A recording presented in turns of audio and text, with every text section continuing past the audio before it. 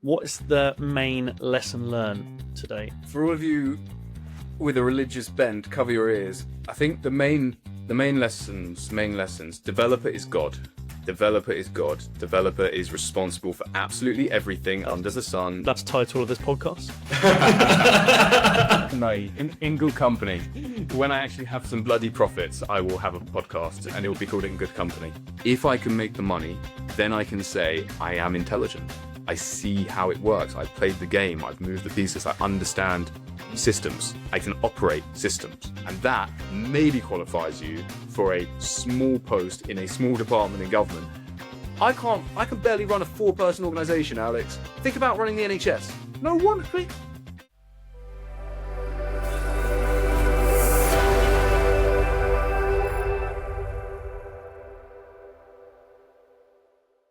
Hello, everyone. Welcome back to the HORDE Built Different podcast. Today, we have a very, very special guest, one of our clients in HORDE and also a good friend of ours. And we're going to be delving into obviously everything we're doing with Mr. Ed Freeman on his project in London. And Ed, I hope you don't mind me saying this, but you've got a very interesting insight into a lot of industry issues. I do mind you saying that.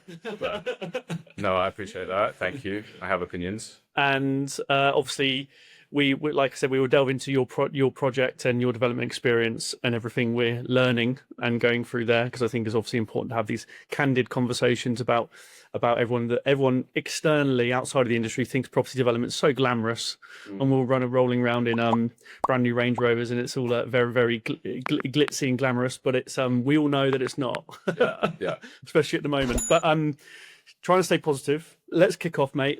If you want to give us a bit of an intro into yourself, kind of your career today, what your expertise is, and we can kind of go from there. Okay. Yeah, thank you, Alex. It's good to be here. A bit about myself. So I was born in London. I was raised in London. I went to grade schools. I went to university, Sussex, International Relations and Development Studies. I was going to save the world. Everyone I met there who also thought they were going to save the world put me off. I think a lot of them are probably working for the UN or Oxfam, driving around sub-Saharan Africa, kicking up dust in people's faces in white pickup trucks. And I sort of decided that the best way to make an impact was to go out, work hard, create some value, pay some taxes, create employment, build things people want and value. Call me a capitalist, but there it is. So after university, I went into hospitality, worked in a bar in Reading for a year. Very quick, I got so into that. Bar? It was called the Bell and the Dragon. Oh, yeah. Yeah, by the river. Yeah, I lived on a large by the canal for a year. And it was great. It was a steep learning curve. One of the things I realized is that in the working world, people don't give a flying hoot about politics and economics, and they were kind of just like, shut up and get on with it, which was a valuable lesson. I went to one of the best bars in the world at the time after that, which I wasn't qualified for. I just walked in and I said, I'm not qualified, but I love this industry. I want to learn. I want to sell expensive bottles of wine. Can I please work here? So they gave me a shift, and then they let me stay. And I did about a year there. And I was kind of like shaping up for an assistant manager role. And maybe they were going to make me assistant manager at one of the smaller signature sites. And that was the way it was going. And I thought hospitality was it. But it's a brutal industry. There was an incident where about 20 people quit in one night. I won't go into the long and short bit, but the business was being run into the ground, and about 20 people quit in one night. And I said, you know what, this is fun. I'll take advantage of that. And I walked out. So then I found myself with nothing to do. And I had a puppy. So I was walking my puppy. And I found this man in the park in the middle of the day who had 12 dogs. And I said, those can't all be yours. He said, no, I walk these dogs professionally. I said, what? That's a job? How much do you charge? He said, £15 an hour. So I did, quick maths, 50. And how many of these walks a day do you do? He said, 3. And I was like, licensed to print money. So I said, can I have a job? And he gave me a job, and I worked for him for 3 or 4 months. And then I was kind of like, well, this is straightforward. If you speak dog, it's quite straightforward to be a dog walker. And so I started a company, London Dog Walking Company. That's a great hot tip, by the way. If you're ever in doubt for a company name, just call it the Place Name Company, the Place Name Service Company, the White Candle Company, or the London Dog Walking Company. Yeah. Terrible SEO at the beginning, great SEO once you've got some traction. So, terrible SEO, counterproductive SEO at the beginning. You tell people I am the London Dog Walking Company, and then they Google the London Dog Walking Company and all your competitors. You don't exist. Anyway, so I built that business, and it went really well. Kind of had a 6-month and a year plan, and I think I beat the year plan in 6 months and the year plan in 8 months, and we were just growing and scaling up and employing people, getting more clients. It was bougie dog walking. It was like a concierge style service for London's elite pampered pictures. Yeah. The tagline was rural adventures for city dogs. So our USP was that we would go out very early in the morning at 5:30 or 6 and start pickups so that we could beat the rush hour, get out of town, take the dogs for just like epic 3-4 hour walks in the countryside, then get them cleaned up and bring them back for 4 or 5. But if the client wanted, we could keep them overnight for another £20 a night. And if the client wanted to call me at 3 a.m. and say, come get the dog, I need to jump on a flight to New York, I'd be there. So hard work, non-stop, but it was fun. I did get paid for rolling around the forest with dogs most of the time. Hard to scale, though, I imagine. So, okay. Hard to scale because of quality control. And that was one of the reasons that I eventually sold it, because I thought because I'm getting further and further away from the dogs and the walkers, and sooner or later, a dog's going to run in a road, and I don't want that on my conscience. Hard to scale also because hard to franchise. It's so trust and relationship based that if you franchise it, someone will pay you for a year for the brand, the instruction, the logo, the traffic. And once they've got a client book, they'll turn around and say, well, the client is dealing with me, not the brand. And so hard to franchise. Possible. This is one of my $1 billion ideas. There is an argument for a kind of a PE roll-up of dog walking in London. There are hundreds and hundreds of individual dog walkers who are making 50 to 100,000 a year.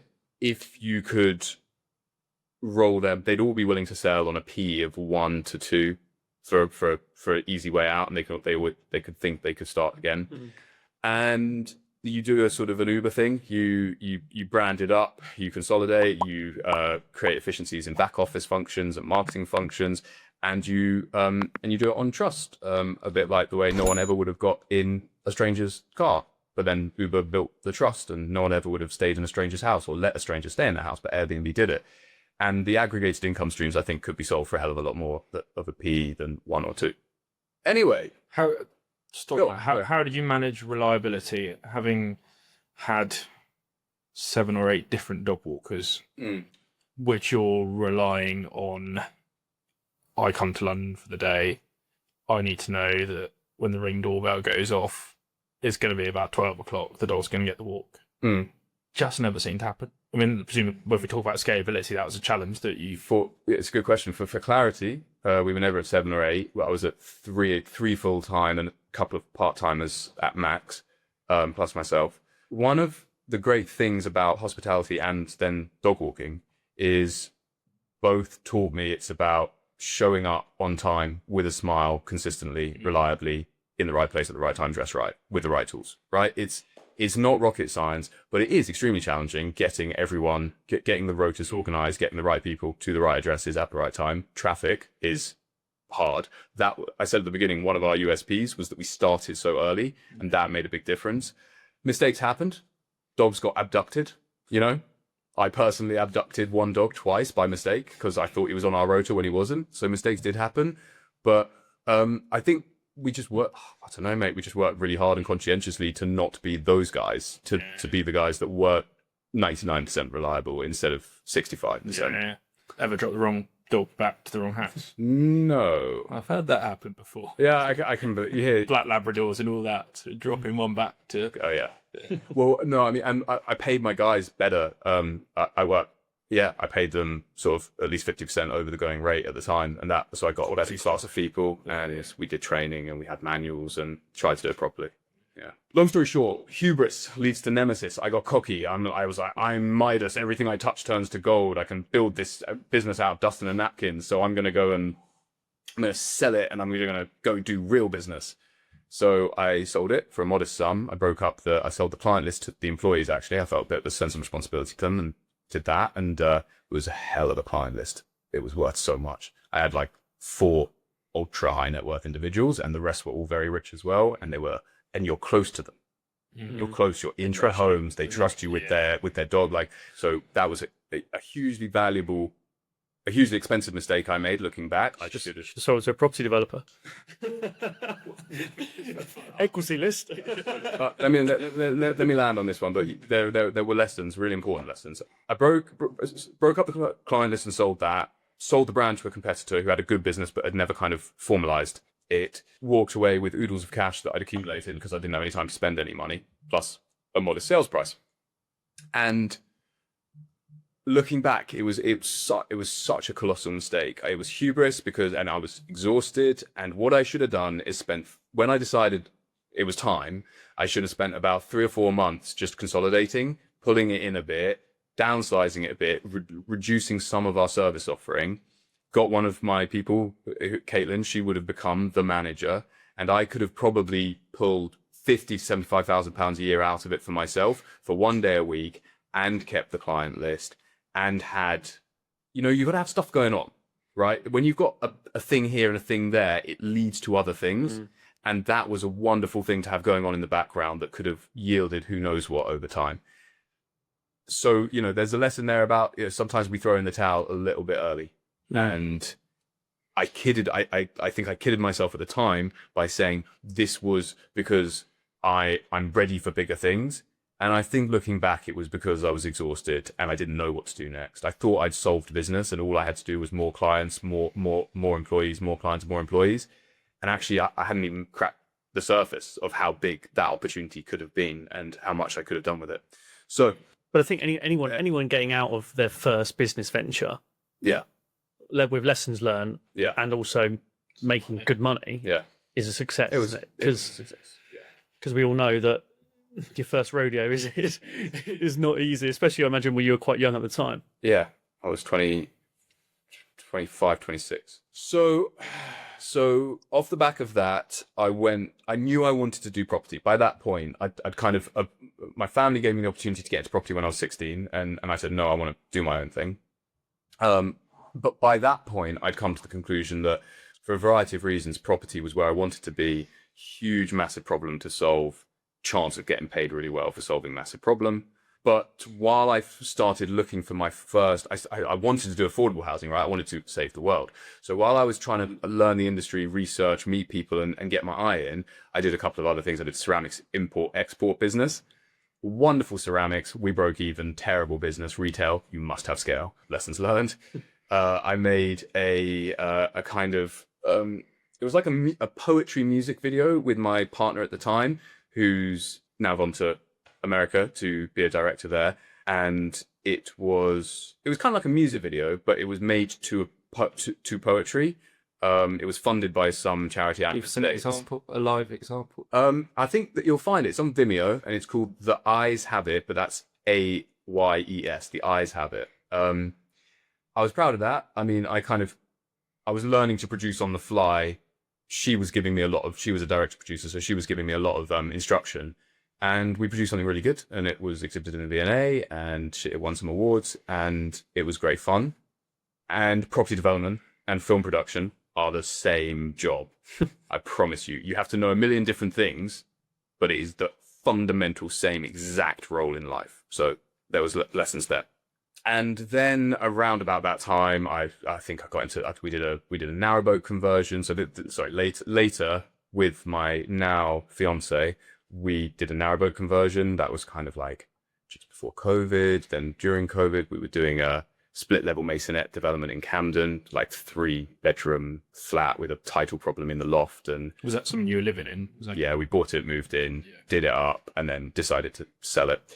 Then I thought, right, I'm ready for the big leagues. And we bit off a great big chunk, which we've been chewing on ever since, which is the scheme that you've been helping us with, Alex, in Hampstead, West Hampstead. So, I mean, that's, we bought 9 existing flats in 3 old buildings with a development ready site at the back without planning, a vacant plot at the back.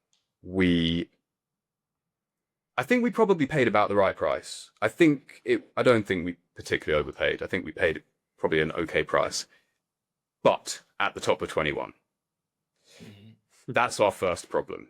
We one of the reasons I think that we got it at the time for a reasonable price was it was a bit of everything. Yeah, there was no planning at the back, so the builders didn't want it. Those who wanted to go and get planning on it didn't want 9 old flats at the front with a regulated tenant in, some tenanted, some not, all of them moldy and disgusting. Like, the investors didn't want them for the same reason, but then the doer-uppers didn't want them because they didn't want the site. So it was just this kind of, I've seen deals that are much more a pit of vipers, but this wasn't. It was clunky, it was unwieldy, it wasn't clear who it was for. And then Muggins shows up and says, I'm ready to learn everything, do everything, take on 12 challenges at once, so let's roll. And we did. So did you buy an unconditional? Bought it unconditional, exchanged tenant. with the reg tenant, exchanged and completed within, I think, we exchanged within 10 days of first sight. It was a rush. Obviously, I couldn't have come close. A, I couldn't have afforded it, but B, I couldn't have kind of grappled with that and gotten into it and negotiated it if I hadn't had my dad working with me at that time. I remember that we stood on the corner on a sunny afternoon. It was probably a September sunny afternoon, and we stood on the corner with the trader that was selling it on, and we just negotiated it out. And we did a deal, and we shook hands, and it was good crack. And then my dad said, good luck. Call me when it's done, pretty much. And yeah, we've been learning to be developers ever since. Why that site? Where did it come about? How did it land in your lap? So I was close to giving up at the time. I'd finished designing to Kickstarter stage a board game called Ruins, the board game, coming to stores near you. And I was ready to kickstart it. And I'd said to this, I'd been looking and shopping for a good deal. We didn't make much money on the one in Camden. And I was like, well, this isn't development. This is being a builder. This is flicking properties. It's not business. And I was running out of ideas. I couldn't find a deal. And I said this to a local agent who said, well, don't give up, talk to this lady. I spoke to her. She said, don't give up, talk to this guy. And this guy said, here's a deal if you can perform. And I appraised it. I made mistakes in the appraisal. I missed things. But at the same time, I undercooked the GDV back then. I mean, even with everything that's now happened, the GDV is in excess of where I thought it would be at the time. And so that's how it came about. Why did we like it? Partly because we saw it on a sunny day in September, and that's always a danger. Sunny house in the sun's easy. Yeah, never view a property on a sunny day. That's a cardinal sin. Rather than, I said earlier to you, rather than going chasing yield, I've always been more about pick a proven area. Worst house, best street sort of philosophy. There are enough risks and gambles that we take in property without also chasing an area that may or may not be coming. So one, it was a hugely resilient area. 2, it wasn't a prime area, sort of like, subprime or category B, I don't know what you want to call it, but it was upmarket, but not too expensive. 3, the blended price per square foot on what we were buying was good. We sort of effectively bought at about 650 per square foot with a development site thrown in for a very reasonable speculative sum. Good buildings, like, we didn't actually have a survey done, but kicked the tires and had the builder look at it, and they were good buildings. They just had been unloved for 50 years. The vendor made sense to us. The vendor was an old boy, and he had 100 properties. His kids didn't want to inherit the business. He was just selling things off. He hadn't managed them properly. He'd never gone for planning on the back. He'd not really sweated the asset. So it kind of made sense to me that he wasn't just trying to get the best price in the world. He was just sort of looking for a clean, easy exit. If it didn't have planning, how did you? I assume it didn't have any designs at that stage either. No, good question. They had a sort of preliminary sketch up of something you might do. I mean, it was sort of, the site. It was kind of open and shut. It's a sort of residential street infill, and you walk up the street and there's houses on that side and there's houses on this side, and then there's just a huge cavernous gap in the streetscape, and no one could look at that and say, well, no one looking at that wouldn't say you can get 2 houses in there. So that was kind of always our fallback. Like, we'll get 2 family houses in there. Looking back, maybe that's what we bloody should have done. So you appraised it on the 2 houses? At the time? No, we appraised it on a building the size of 2 houses with 7 to 9 flats in. So you appraised it on the kind of what scheme of delivering, but you undercooked you were conservative on the GDV. Basically. Yeah, I think so. But conservative or undercooked? Conservative. Yeah, it's my nature. Yeah. It's a blessing and a curse. I appraise things conservatively, and in the long run, I think that will do me right. No, definitely. And that's a rare skill, because it's always, see, we act for a lot of developers and we do developments ourselves. But there's always the risk of thinking, oh, in a year's time, 18 months time, this will have 5-10% on it on top of current sales values.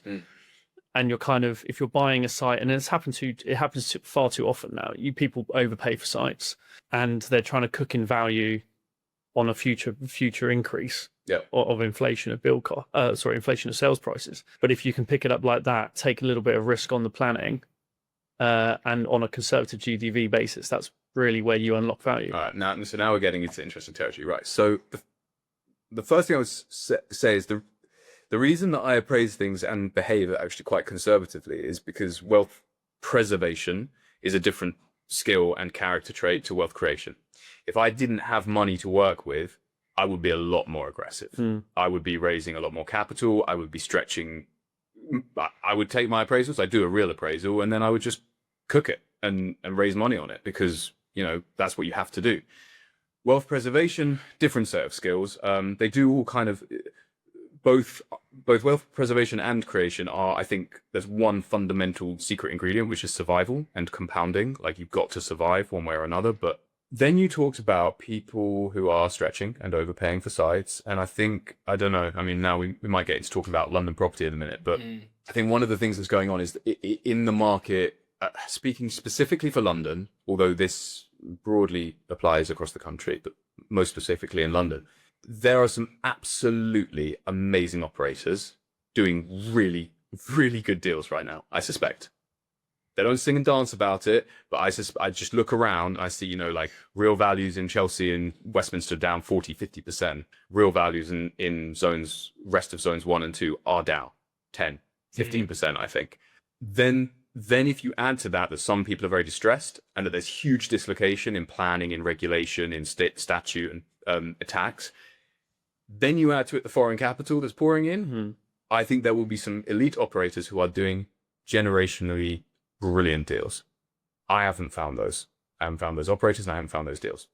Alongside them, there are a number of cowboys. There are a number of land bankers, or I should say brick bankers. I don't like the term land banking because it's got different connotations towards new build house builders, but brick bankers. The cowboys are pushing appraisals way too hard. They don't understand the risk. They don't understand the complexity. They don't understand the cost. And I think a lot of them are going to get cleaned out. Been and done a property course. Yeah.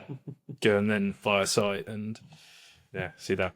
Call me Cassandra, but I'm not sure that the shoe has fully dropped yet. I'm not sure we've seen the bottom. I'm not sure that capitulation has occurred.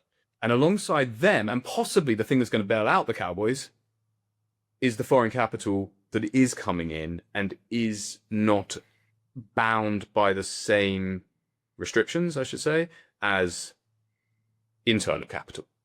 Because, just to give you a very simple example, if there is a scheme which you can buy, you can buy a site for, simple maths, you buy it for $1 million, and let's say that you can probably make $1 million out of it once you've got some planning and built it and delivered it to the market. That £1 million of profits in that JV looks extraordinarily different to an investor based in Dubai compared with an investor based in the UK. The risk-adjusted return on what you as an investor are going to get on that $1 million after your 2-3 years, after your income tax on it, depending if you can sell the JV and pay capital gains, who knows. And I'm not an expert on this, and this is not advice, and there's people maybe listening and they'll say, well, you've completely misunderstood, so, let them call me out if that's true. The way I see it, the risk-adjusted return profile of the exact same deal for a UK-based investor with a international investor is just chalk and cheese, night and day. And that is why I think, the UK long-term fundamentals are some of the best in the world. We've got the language, we've got the time zone, we've got the rule of law, God help us. We've got amazing education. We know that there are problems in this country, and we're inundated with them, or we're battered with them. Obey, consume, watch the news, be afraid. But the long-term fundamentals of this country are the best in the world, I think. And it's not unique to us, is it? No. The challenges. What do you mean? As in, the challenges you say about the country are not unique to England. They're not unique to Yeah, London. So other absolutely. big cities have got the challenges. The whole Western Europe, the whole Western world has got we just all know it because you put the 6 o'clock news on, you read X, Twitter, whatever you call it, and it's all doom and gloom. Ask me when I think you mentioned to me that you might at some point ask me about my worldview in general. So let's come back to it then. I think those are some of the drivers. Going back to London property, I think those are just some of the drivers. But there's a million more. It's a wicked problem. It's there is a definition of a wicked problem, which is impossible to define, and therefore no one agrees on what success looks like. Almost infinite variables and inputs, and such long feedback cycles that you can never actually test a solution, because you never really, if you change something here, you don't know for 3 or 4 years what the impact will be, and then you can't even measure it because of the change over time and because of all the other inputs and tweaks. So it's a wicked problem in that sense. And yeah, I think it's tough. It's tough in London. There are some great, in conclusion, there are some great deals being done, and there's a lot of falling knives. So just wrapping up before we move on, just on the scheme. Obviously, GDV. How long is a piece of string? Call it 5 for the new build. So for your first development scheme, 5 mil GDV. Not a straightforward build, I think it's fair to say. Yeah. Obviously, at the moment, we are in the construction stage, so we've done the design, pre-construction stage. We're now in the midst of a main contract. Yep. What is the main lesson learned today? For all of you with a religious bent, cover your ears. I think the main lessons. Developer is God. Developer is God. Developer is responsible for absolutely everything under the sun. That's the title of this podcast. No, in good company. When I actually have some bloody profits, I will have a podcast, and it will be called In Good Company. The developer is God, and I mean that. People think that you can outsource things. You can't. You can ask people to help you do stuff, but it's your name on every single document, every single drawing, every single decision, every single action, every single mistake, every single risk. That's a very good point. Praise God. That's a very good point, because especially for SME developers, when you've got more of an infrastructure, or you're more seasoned, I suppose, or you're on your 15th, 20th development, and you're working with the same team, and you've got a kind of rinse and repeat strategy, things will move much smoother. But I think that's an important point, because when you're outsourcing as a developer to consultants, similar like to us, PMQS EAs, or you're up to main contractors, or on the D&B, or design consultants, there is a massive role still for the developer to play. There's a lot of client decisions that are crucial to the program and delivery of the site. There's a lot of input needed from the client. It's not a hands-off role if you are the client. And it's not just front end and back end the client is involved. The client is involved heavily throughout the whole thing. If they have any sense, yes. To that point, following on from developer is God, next principle, everyone will let you down if you let them. And I think this is actually true in business, not just development. It's true in life, God help me. Everyone will, I know that this isn't a popular take right now. I think we're past the era of sun salutations and avo for breakfast, but like, I think everyone wants to believe we live in a benign universe, and we do to an extent, but everyone will let you down if you let them. And that's the caveat that matters the most. It's like, don't let them. Find ways to lead, to guide, to manage, to put guardrails in place, act as the sentinel, let people work, don't micromanage them, but provide overwatch at all times on everything. And assume, I had a driving instructor once, he said, assume everyone is trying to kill you. It's great advice. When you're driving around London, just everyone's trying to kill you. Just assume that, and it keeps you on your toes. And then another lesson, minimum efficient scale. It's a thing in business. It's a real thing, minimum efficient scale. Very hard to achieve on small sites. I don't know enough about regional markets and outside of London to really understand how this works there. But I do know that in London, you're capped at 9 units for a small scheme. And if you go into a major scheme territory, a whole load more complexity comes in. So if you want to stay, I do want to go beyond that, because I think the complexity is worth it for the efficient scale that you achieve. But if you are capped at 9 units, you need the same consultants, you need the same reports, you need all the same systems and costs, basically, as you would have on a 300-unit scheme. Not all the same, but 90% of them. But you don't have the GDV to sort of support or substantiate that. And so this applies to all of us. We met through the TDC. It applies to most of us in the TDC. I think it applies to HORDE. I think it applies to our mutual friend, our contractor. Because we have not yet achieved minimum efficient scale, we are all condemned to be working with each other until some of us get good enough to achieve minimum efficient scales in our own business, and then we can go do bigger schemes together with more competencies, basically. That was a big takeaway from this scheme, is you do not want to get stuck in the middle. You can either flip some houses, it's not really a business, it's a lifestyle, or you can do big schemes. But doing little schemes, I don't see it. I know there are some developers that we know who have cracked the code and they've got the recipe and they're firing on all cylinders. I don't know if their actual results are as good as whatever the impression they give. And I know that in my current incarnation, I'm not doing a tremendous job of raising capital, because I'm sitting here saying it's bloody hard, it's, break even is a win and all the rest of it. But we're all on a learning curve, and we're surviving and trying to get to a point where we're good enough, experienced enough, we've got a good enough network, we've got enough systems and processes, and we're playing at a scale that you can actually do business at. So next steps then. So obviously you're priority number one, probably above your headboard in your bedroom, is sell the units at Echo House. Finish JV1, Echo House, and the stuff at the front. Sell it if the market will take it at a price that I'm prepared to accept. And it's looking good, actually. We've started listing things, and it's looking a little more benign than I expected. Good. And if not, we'll batten down the hatches. We'll hold on to it for a few years until the market cycles. What's your ideal second site? We're going, okay, so if you're not entering, if you're doing proper sites, if you're not flipping houses, if you're doing proper sites, if you're not entering subject to planning, or if you're not controlling your exit and controlling your entrance, and if you're not controlling your exit, I think you're gambling. I think you're playing roulette. If you haven't de-risked your entry through subject to planning or an option or something like this, or a JV with the landowner, and if you haven't de-risked your exit with some kind of forward funding or forward commit to sell, then I know that this is a big general sweeping statement, and lots of people will disagree, but for me, it's gambling. You're taking risk on getting a planning. You're taking risk on where the legislation and building regs and will be over the next 2, 3, 5 years.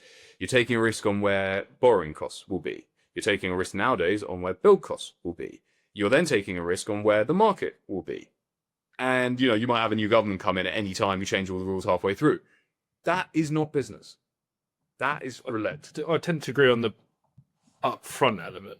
The exit element is a lot harder to make deals work if you're relying on and maybe we're talking social housing and that type. But when you look at our Isha scheme, you wouldn't buy that. No. We would have bought that if we had that. You wouldn't. So and most SME house builders. It basically doesn't apply to private mid-market sales. I don't think the ecosystem, the environment right now is suitable to do what I did this time, which is to suicidally buy something unconditionally, go and get planning, build it in the wild hope that at the end we would find $7. The mitigating circumstance is West Hampstead and Isha. That is how you've de-risked your exit, by choosing somewhere extremely resilient. But you're probably paid for that way in. Yeah, your beneficial situation in terms of your capital stack and the borrowing position isn't maxed out as most developers probably would be at that size. You could probably easily pivot into holding and renting and still make it work. Yeah. So you brought it and structured it in the right way. Yeah, it was knowing that you're never gonna.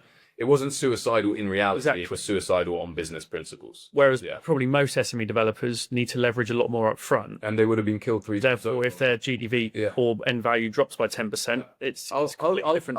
I'll say it loud and proud, and I'll say it loud and proud because I know that I've learned this lesson. if I had done this, if I come up the hard way and I bootstrap and I got to I probably would have needed a best part of $1 million in equity maybe to fund this deal, I would have been cleaned out probably 2 or 3 times over on this sodding thing. The planning took 2 years. At the end, we basically just said, okay, give us the planning, knowing for a fact that the scheme was completely compromised by all the last minute changes they made. So then we spent 6 months fixing the planning. Then, 6 months more to get into a contract. Now, so we're 3 years in. Then we start the build. The build is running slowly. We're behind program. It's not devastating, and I can live with it because 12 months was maybe a little ambitious. But if we'd been doing this with bridging finance or development finance, they would have cleaned us out. So what's your expected in to out? When did you buy it? September 21. We started. And realistically, we're kind of aiming for a total exit by June 26. So again, I think that might be for the 5 years. Yeah. And if you're sat on bridging finance, right? Yes, you got some income presumably. Well, you would have bridged it. We wouldn't have bridged got planning, and then you would have raised their finance. Yeah. Yeah, and also we could have sold the side for a profit probably when we got the planning. Also, we wouldn't have helped the stuff at the front. We took our time with that. We did it a building at a time. We probably would have blitzed it and sold those off. We got I sold timing. You can't control it. I've sold my first development into the first lockdown in COVID, basically, and I tried to sell my second development, the first building in West Hampstead, into Liz Truss's mini budget. We listed it 2 weeks before that, and we listed 3 flats for sale. They were beautiful. We did a wonderful job on it. And we listed them for sale, and we got 2 solid offers on 2 of them above asking, record prices for the street. They were proceeding. They'd instructed lawyers. It was going well. And then, mini budget came out, and the mortgage company suddenly found reasons that they didn't want to lend at 2% anymore. So I think the moral of the story is just why get back to dog walk. That's why I keep saying that's my $1 billion idea. Easier money. Easier money. Well, how do we get onto dogs? No, so I think just you made some interesting points there about what the world's going to look like in. Obviously, you're in a 5-year development cycle there, which I think it's not crazy, but a lot of people don't understand that, you know what I mean, that it's taken you 5 years to build 9 units in a way, which is partly to say shows all the flaws in the current house building system. It's very frustrating. Obviously, with planning, with regulation, and all the design, building regulation, all the Building Safety Act, although yours is in a high risk building, all of the implications there. And I think looking forward, it'd be good to get your view on where you think that's going to land. Obviously, we don't want to get political too much here, because I know we'll go down a rabbit warren, not a rabbit hole. Okay. But it's probably likely there's going to be a change of government in 3 years' time, and I think that's almost. I'd almost put a big sum of cash down if I had it right now that's going to happen in some form or another. But I think my personal view, and I'd like to get your take on this, is that I think, given their current narrative, it's going to make house building a lot easier. I think the planning reforms, there's some form of planning reforms going to happen, which is more drastic than what Labour are currently proposing. I think a lot of building regulations will take a step back. Obviously, the net zero climate change stuff, I think, isn't gonna be as strongly pushed as it currently is, and I think therefore it's gonna make things a little bit easier. Obviously, we don't know what the wider economic output or what that's going to do to the markets, what position the global economy is going to be in at that point. But I think generally, it's going to make building easier if there is some form of reform or conservative or further sort of right-focused government. So I've joined the Conservative Party. Over to you. What's this breaking news? You get the scoop. I've joined the Conservative Party after many years of sometimes voting for them and mostly with holding my nose and voting for the least worst option. I've now joined the Conservative Party because I have come to the perhaps premature conclusion that they are our best hope. Why do I say that? Let's take a step back. What's wrong with this country? And no, let's not do politics, Alex. No, but seriously, it all feeds back to everything we've been discussing pretty much so far, or at least my career and what I want to do with my life professionally. What is wrong with this country? We have a crisis of productivity. GDP is basically stagnant. Population is growing and aging. We are getting poorer every year. The crisis of productivity is most acutely illuminated by the housing and infrastructure crisis. We can't build the homes, we can't build the schools, we can't build the hospitals, the railways, the airports, the trains, the data centers the energy plants that we need in 21st century Britain. So how does that crisis of productivity translate into people's lives? If you can't, let's just focus on homes. If you can't get a home that you can afford, you can't move for a good job, you can't start your family, you can't invest in your business, you can't spend in the consumer economy, you can't have a life if you're spending 50% of your income on rent and bills in London. So when I say a crisis of productivity, the main political parties seem to have now picked this up as of the last election, and Labour have certainly taken it as a soundbite. I don't know if they really understand it, but the crisis of productivity is it means that human beings can't do what they want to, which is be useful, be industrious, be active, create, build, share, all of that. Yeah, and that causes a crisis of motivation. Coming to that. Yeah, exactly. So you have this crisis of productivity. Second great drawback in this country right now is a crisis of confidence, right? We don't believe in ourselves. We don't believe we can build anything. We think we should outsource all the decisions to the experts or the technocrats or the bureaucrats or the regulators. We should outsource to the European Union. We should downsource to the devolved parliaments. We should have local authorities. We should have the judges, the quangos, the foreign courts, the IMF, the World Bank, the UN, the OBR. No one of our elected leaders takes any bloody responsibility for making any real decisions. That's extreme, what I've just said, but it's broadly true. We don't think it's acceptable to fly our own flag. We don't think it's acceptable to, the Twittering classes don't think it's acceptable, the establishment don't think it's acceptable to fly our own flag. They don't think it's acceptable to, be patriotic, thank you. Because they have confused, in their idiocy, patriotism with nationalism. They are two sides of the same coin, maybe, but patriotism is a lovely thing. Nationalism, not so much. So we have this crisis of confidence. Who are we? Can we build things? Can we do great things? Rolls-Royce, modular reactors, phenomenal example. Like, we were world leading in this. And as I understand it, the whole process is just bogged down in bureaucratic review, the public tender process. Apparently Rolls-Royce have to prove that they've, I haven't verified this fact myself, but someone told me. So, check your facts, everyone. I've been told that Rolls-Royce have now got to prove that they've got 50% women engineers and 50% professional staff on their modular reactor scheme. That's not the priority right now. It's a noble ambition. It's a lovely sentiment. But the priority right now is making sure that this country doesn't have the most expensive energy in the world. Because when you compound the crisis of productivity with the crisis of confidence, you get a crisis of identity. What did you say a minute ago, Alex? Crisis of motivation. Yeah.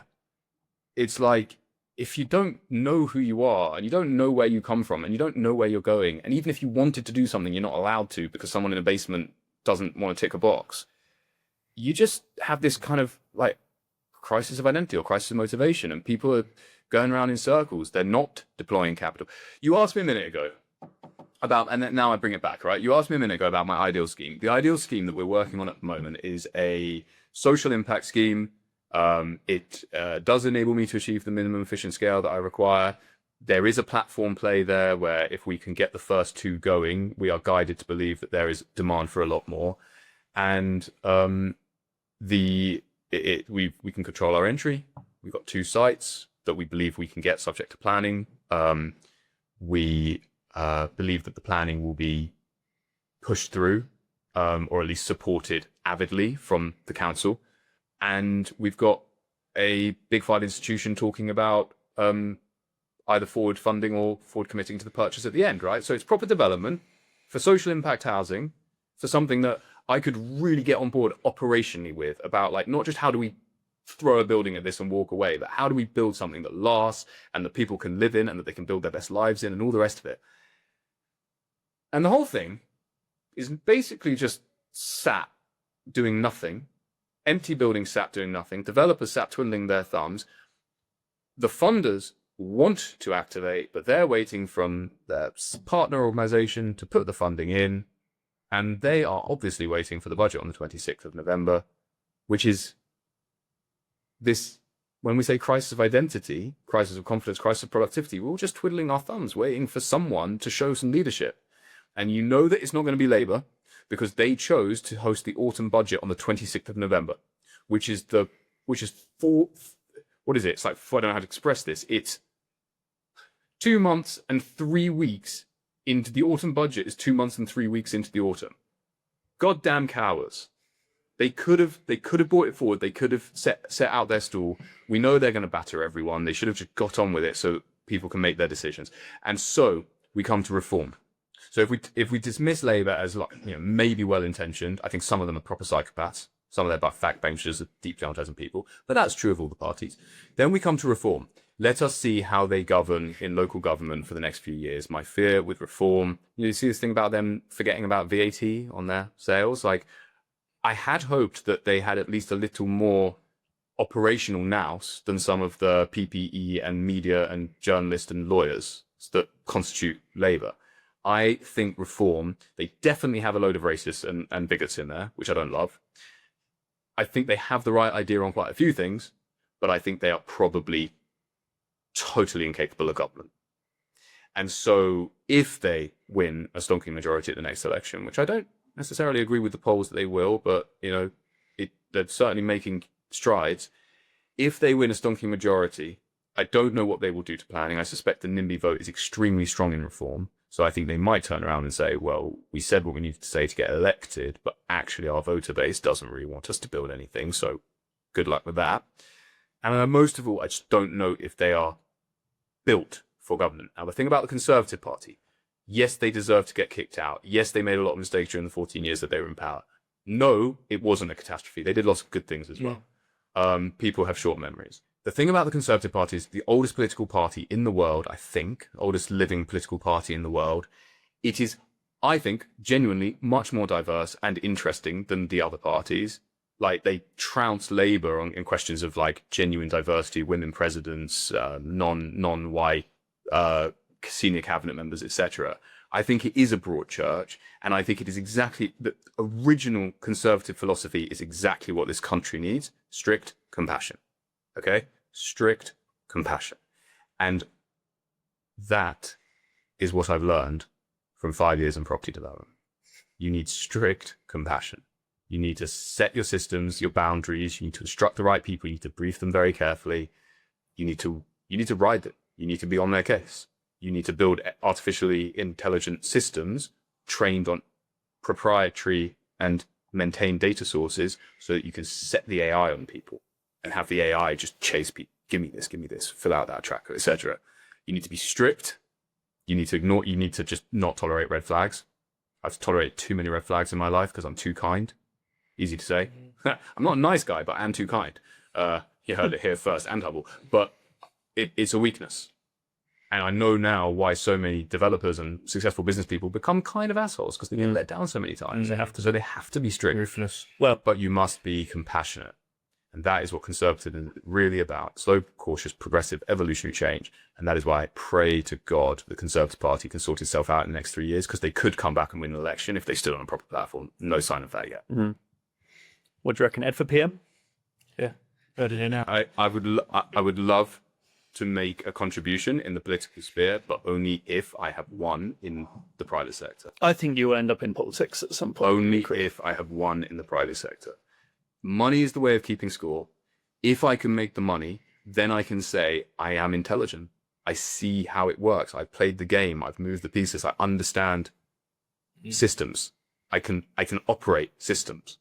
And that maybe qualifies you for a small post in a small department in government. I can barely run a 4-person organization, Alex. Think about running the NHS. No one, who'd want it?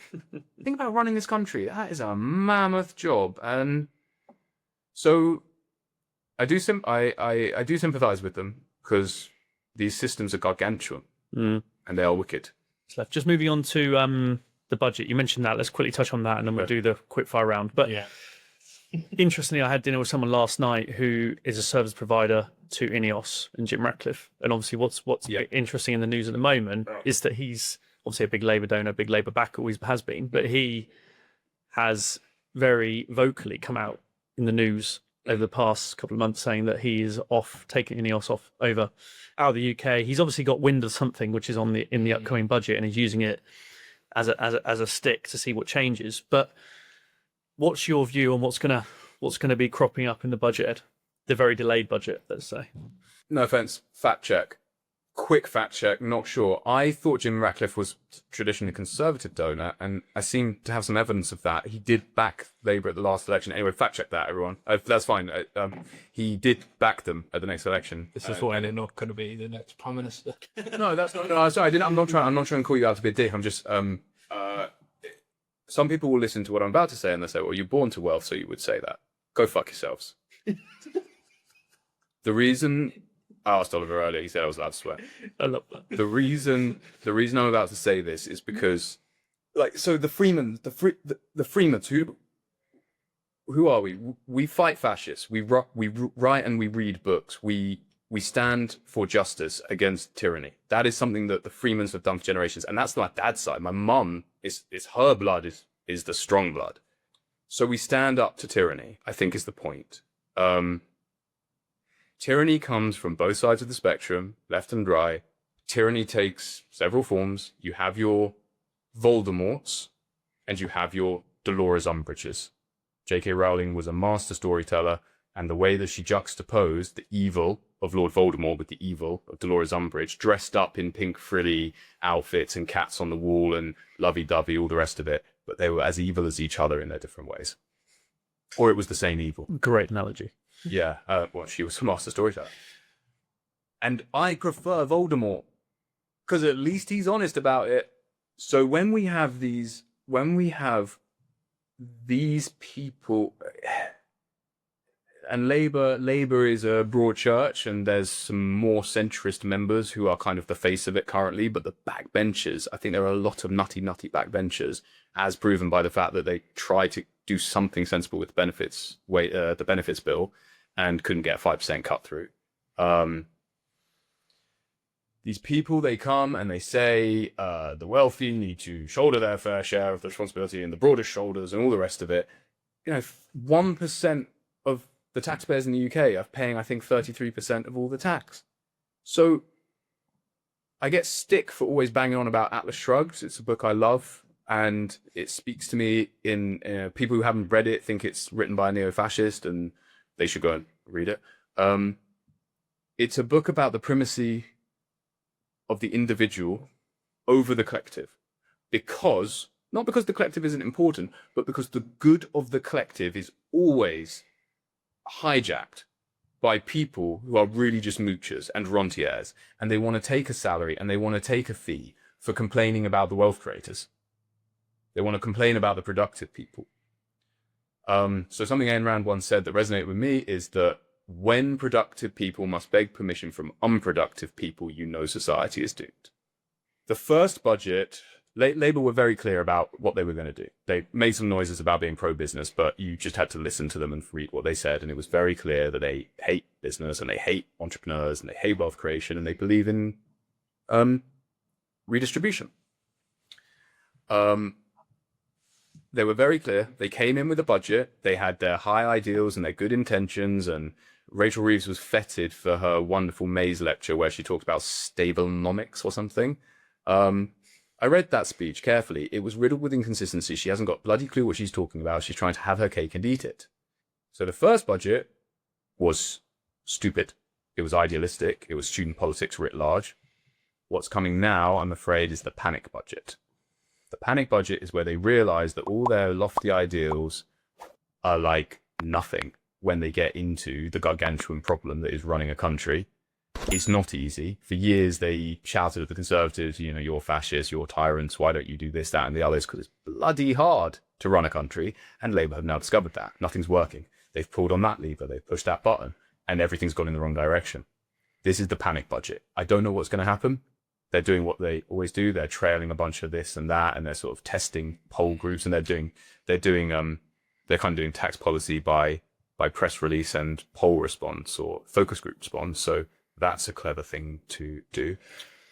But I will add.